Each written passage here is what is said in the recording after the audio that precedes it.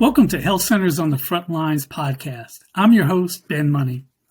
Community health centers mark 1 year of bringing COVID vaccinations to the underserved. The Health Center COVID-19 vaccination program was launched by the Biden administration to ensure equity and bring the vaccines directly to hard-to-reach populations. It's been a historic effort and a documented success. In places where health centers are located, there are lower rates of COVID infections and death. To help us mark this milestone, we're joined by Jim Macrae, Associate Administrator for the Bureau of Primary Health Care with the Health Resources and Services Administration. Jim, welcome to Health Centers on the Front Lines. Thank you so much, Ben. It's great to be with you today. Thank you. Great to have you. So let's get started. As I said before, 1 year ago, our fight against the pandemic changed with the availability of vaccines, and health centers were finally able to bring the vaccines directly to patients. This marked a turning point in the health center efforts to protect the underserved populations from COVID-19 and ensure equity. Considering the clinical vulnerabilities of health center patients, why weren't health centers included in the initial round of vaccine allocations? Well, Ben, it's hard to believe that it was just a year ago that the vaccine program got started. It seems to me in some cases like it was just yesterday. And in other cases, it seems like a lifetime ago. In terms of the health center program, when the Biden administration came on board, as you know, vaccines were very limited in the beginning. And the real effort behind getting the vaccines out was to try to reach as many people as quickly as we could. And so, as you know, there were mass vaccination clinics set up. There was the federal pharmacy program that was set up, 40,000 locations all across the country. But the Biden administration quickly recognized the need for equity in its distribution of vaccines. And in fact, that was one of the critical pieces that they saw to making sure that the vaccines were available and accessible to the entire country and all of the people in the country.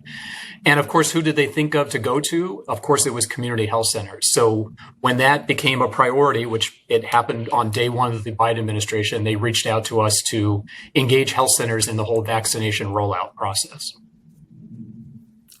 So we know that the initial COVID allocation effort started with 250 health centers and then gradually grew from there. Can you share with us what are some of the early logistical challenges that occurred?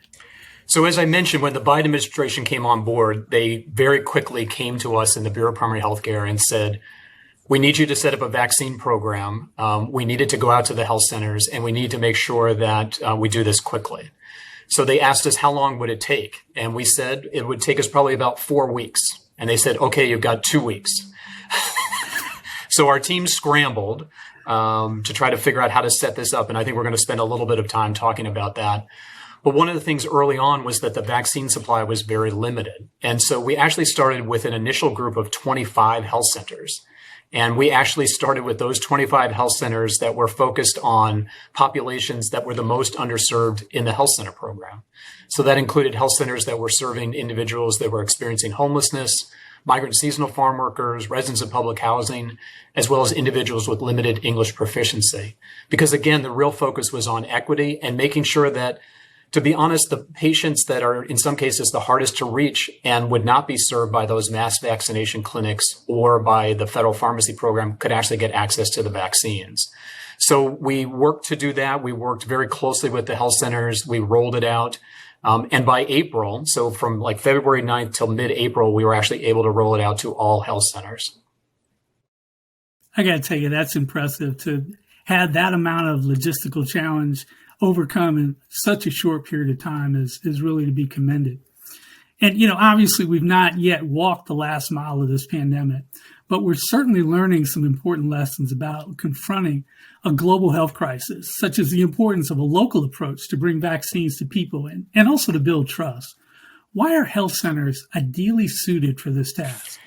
It's a great question. And I think, again, early on in the Biden administration, they recognized the critical role that health centers play. I mean, health centers are serving the individuals in this country who have been most disenfranchised by the healthcare system, the traditional healthcare system.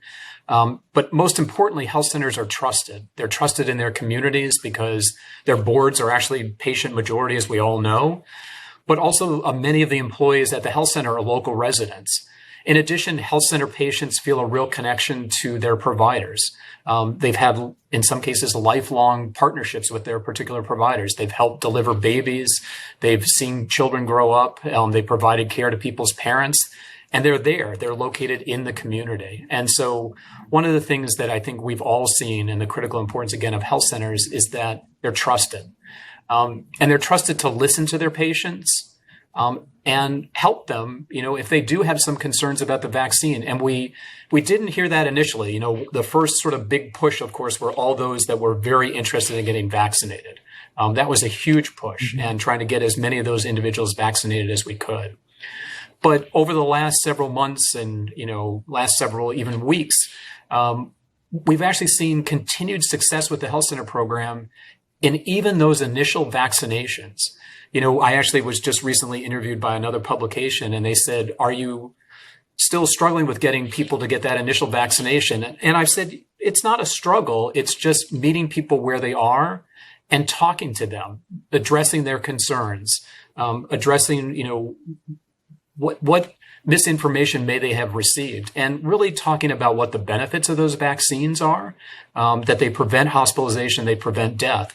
And so in terms of our national numbers, we actually, and this is pretty remarkable, I had to look at the data again, but we're averaging about 50,000 initial vaccines every week in the health center program. And that has been consistent for the last several months, and continues. Even when you talk about vaccine hesitancy and other things, in the health centers, they really are showing that there's still opportunities to get people vaccinated, which is the most important thing at this point.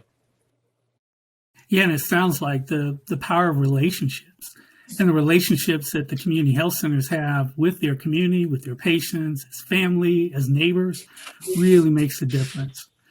And one of the things we've learned a lot in COVID-19 is about the importance of health disparities and why equity is so important. What are some of the things from the Bureau standpoint have you learned and you would continue to put into practice?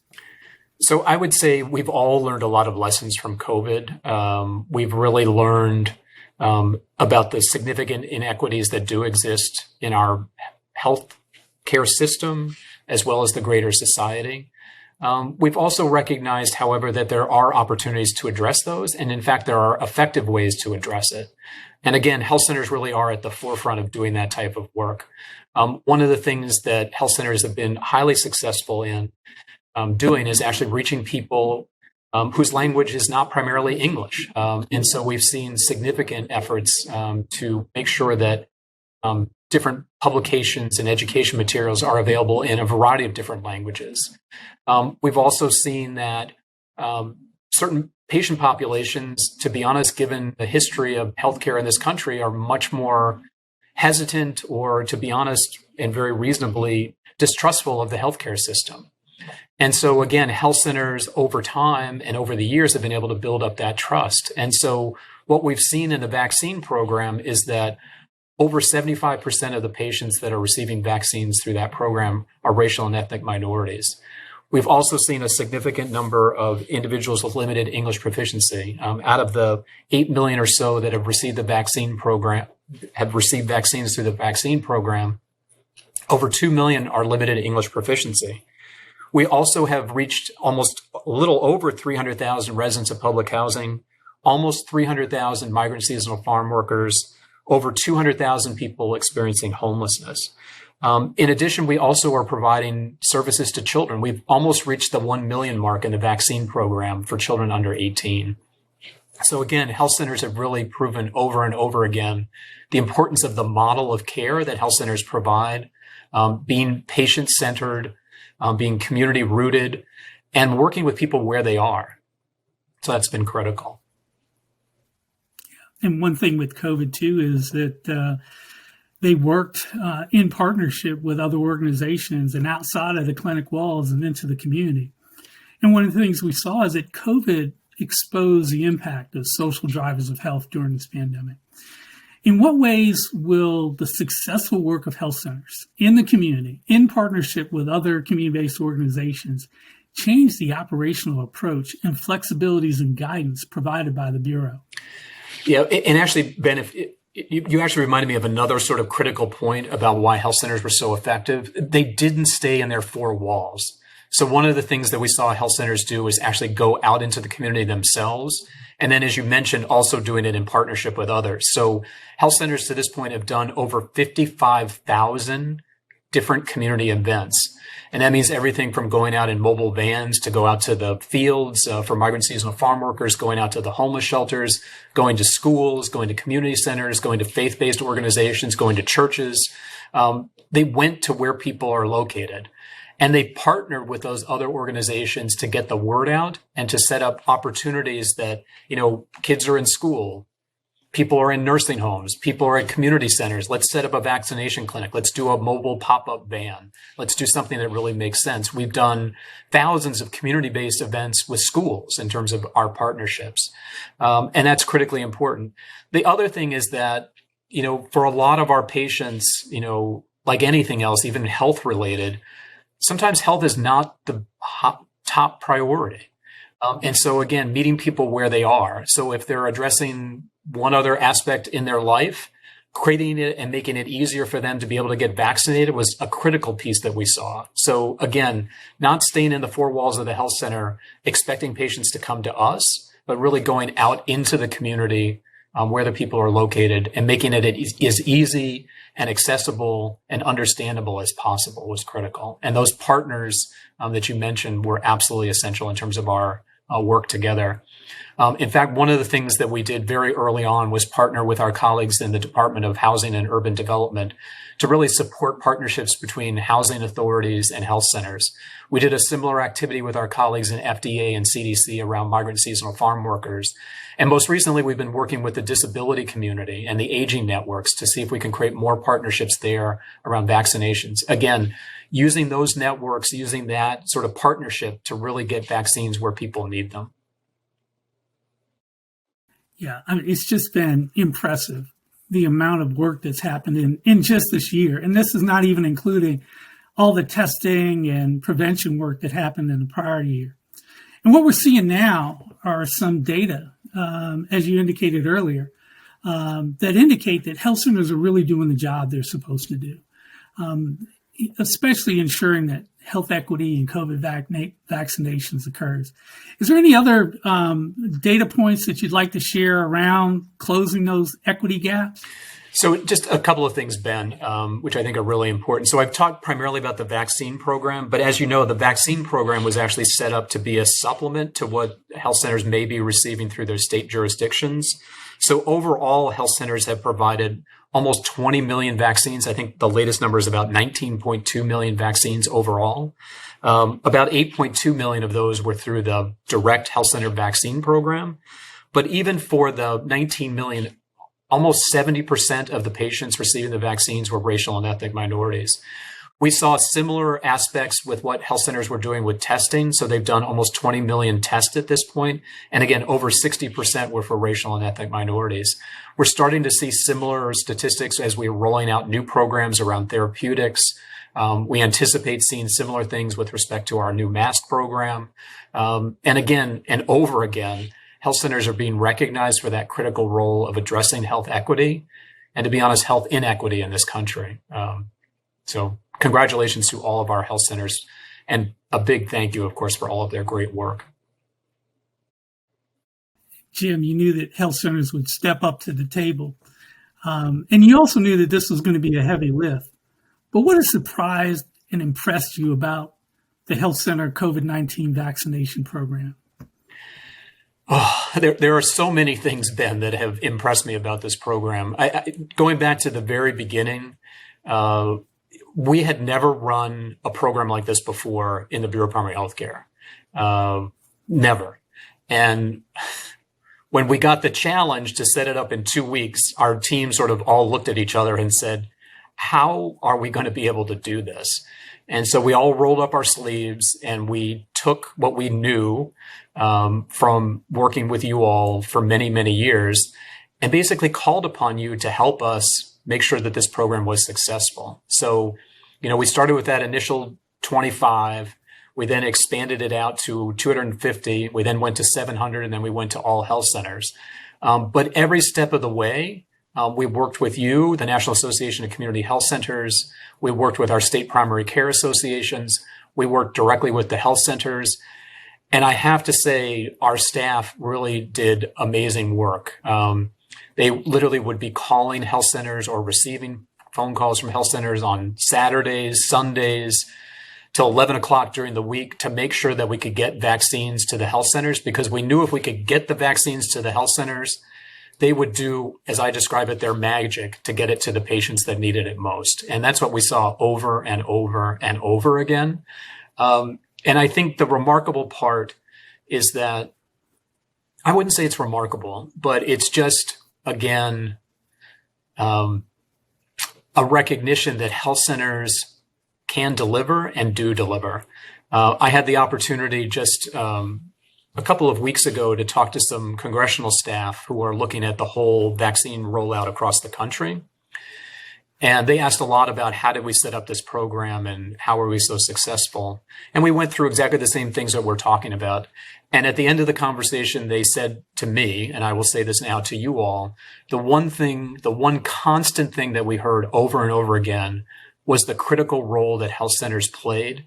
And that was in every state. Every state recognized the enormous contributions that health centers were making to make sure that vaccines were administered and that they were administered equitably. And they said, we did not hear that in any other place, but in the health center program, we heard that over and over again from every single state. And so again, that's just a testimony to the amazing work that health centers do every day in their communities, they do in their states, and they do, of course, for the nation. And Jim, with COVID-19 pandemic, it really forced health centers and state and local public health to work in a more coordinated fashion, not only due to initial resource shortages, but also just, coordinating efforts. I think there's some great lessons learned about public health and health centers working in partnership. And how do you envision this going forward? Health centers working more closely with state and local public health, particularly as pertains to future public health emergencies? I think that's a great question, Ben. And I don't think at this moment we have the answer about what it's going to look like. I think what we did see, however, over and over again, was much more of an integration of primary medical care with public health. And to be honest, public health reaching out to us to help them do everything from contact tracing to, of course, immunizations, but testing. And really, to be honest, asking health centers to do more basic public health services than maybe they'd ever been called upon to do before. And again, with that lens of reaching the patient populations that may not have been as trusting or as comfortable going to their local health department as maybe they were to their local health centers. So over and over again, health centers were seen as the place to go to reach those who may be the most hesitant, maybe the most vulnerable, may have the least access to services. And I think that will continue going forward at a minimum. In terms of the exact roles and responsibilities, I think that's part of what we need to work out over the next several years in terms of what makes the most sense. Because in some cases, it made absolute sense. We were in a crisis, and so health centers stood up. But there's also the benefit over time of being really clear about what we can do and what we can do well and what health departments can do and can do well. But I think the one thing that I really hope we have broken down is that siloing, that stovepiping, so that we actually work more closely together in terms of our work. And so if anything that I'm committed to doing, and I know you all are from where you sit, is really making sure that we continue to support that integration of primary care and public health and do it in ways that are focused on our patients and our communities in terms of what makes the most sense for them and what makes most sense for us working together. And in my work in the pandemic, in communities, I would have people say to me, it's not so much that we don't trust the vaccine. We don't really trust necessarily who's administering the vaccine. But for health centers, it was different. It was that relationship. It was that trust. It was, that constant presence in the community that really helped to alleviate some of those barriers, fear, the concern, the uncertainty. And we know that. And I was going to say, Ben, if I could just add, one of the things that, and I've had several health centers tell me this story, and, what they share with me was, they would talk to their patients and they would talk to them about the benefits of the vaccine. And they would say, the patient said, I'm just not ready yet, or I'm just not comfortable yet. And they'd say, okay, just come back, whenever you're ready. They might come back another time, have the same conversation. I hear what you're saying, doc, or I hear what you're saying, whoever it was, the nurse, the community health worker, the front office person, just not ready yet. And what they said was just keeping the door open. And they said, it may not have been the first time. It may not have been the second time. It may not have been the third time, the fourth time, fifth time. But sometimes on that sixth time, people are like, okay, I'm ready. I see that it actually has a benefit.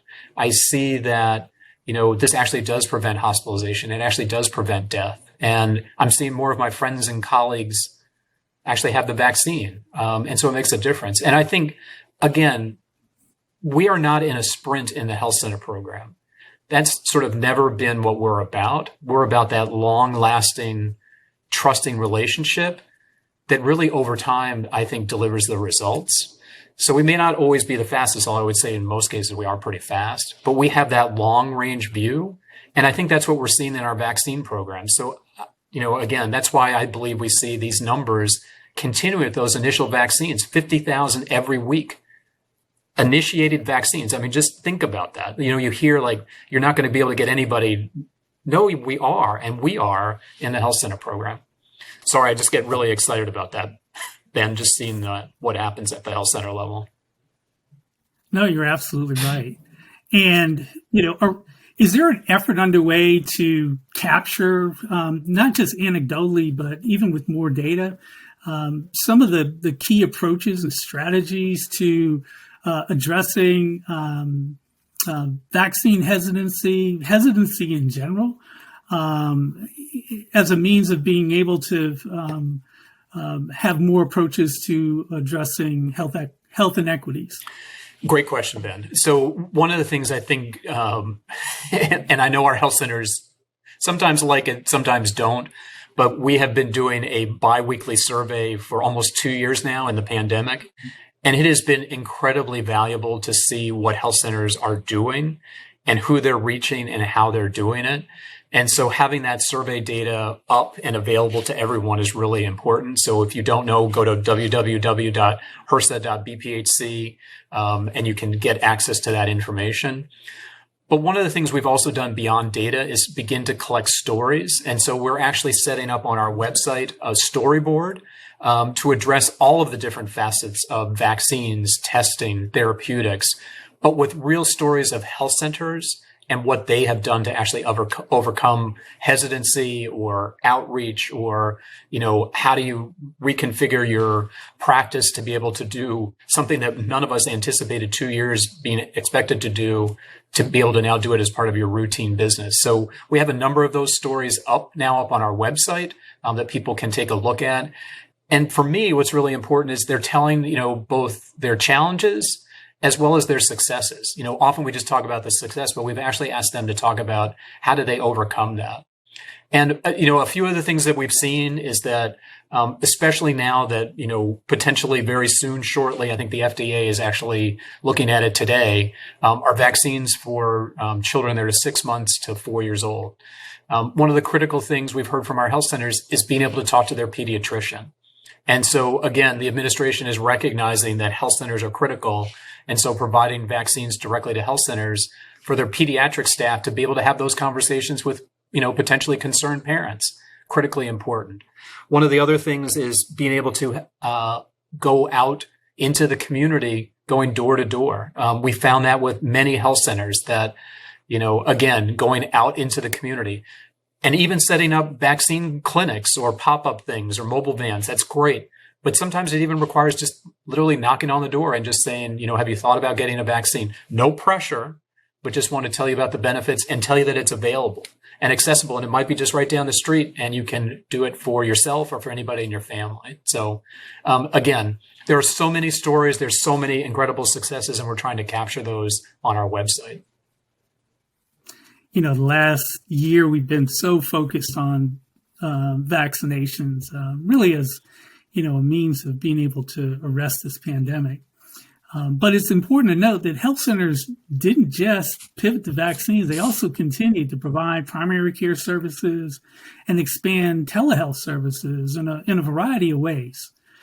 So what are some of the important models that you hope will stick around after we end this public health emergency? So one of the things that we definitely saw with health centers is a couple of different things. One, and you mentioned it, that pivot to virtual care, telehealth. At the heart of the pandemic, over 50% of health center visits were done either virtually or by audio only. And just to give you a sense of perspective, before the pandemic, less than 0.5% of visits done in health centers were ever virtual. And in fact, less than 50% of our health centers, I think about 43% of our health centers were doing telehealth before COVID. After COVID, it's over 99%. So pretty much every health center pivoted to do that. And I think one of the things that came out from doing telehealth is the convenience and the accessibility that it affords to our patients without having to take time off of work or, having to come in for maybe a more routine visit to just do, a check of your blood pressure or a check of your medications or whatever it may be. And so I think one of the things that we see sticking over time is more of a balance between in-person and virtual care. We're not sure exactly where it is. Right now, we're at close to about 20% in terms of the data that we're seeing. But what ultimately is going to be that optimal thing? So I know we can't go back to where we were less than 0.5%. Not sure we're going to get anywhere close to 50% because people still like to come in. But what is that right balance between virtual and in-person? I think that's a critical piece. The other thing that we definitely saw during the pandemic was, and legitimately so, people were afraid to come in to the health center. They were afraid to come in for their basic screenings, whether that was cancer screenings, blood pressure, well child visits, all those types of things. And I think one of the things that we're all working on now is how do we bring people back into the clinics and make them feel comfortable and, to be honest, address some of the pent-up demand for services. I think that's going to be a key part of our work going forward. And again, it just put a spotlight on the importance of primary health care in controlling some of those conditions, because we have seen excess death, not just from COVID, but from some of the lack of care that's been provided. So it's really put a greater spotlight on the importance of doing those screenings, doing those well child checks, getting, people into care, and having a health home. So we definitely have seen the importance of all of that with respect to what health centers do.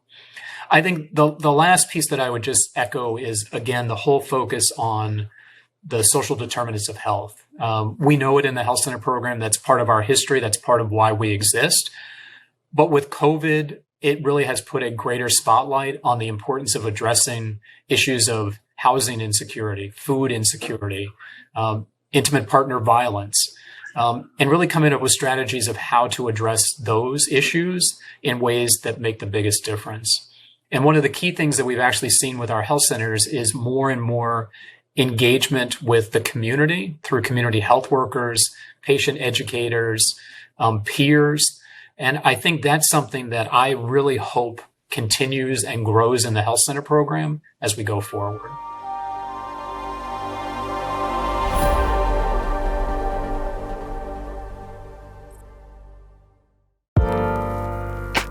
This podcast was produced by Heartcast Media.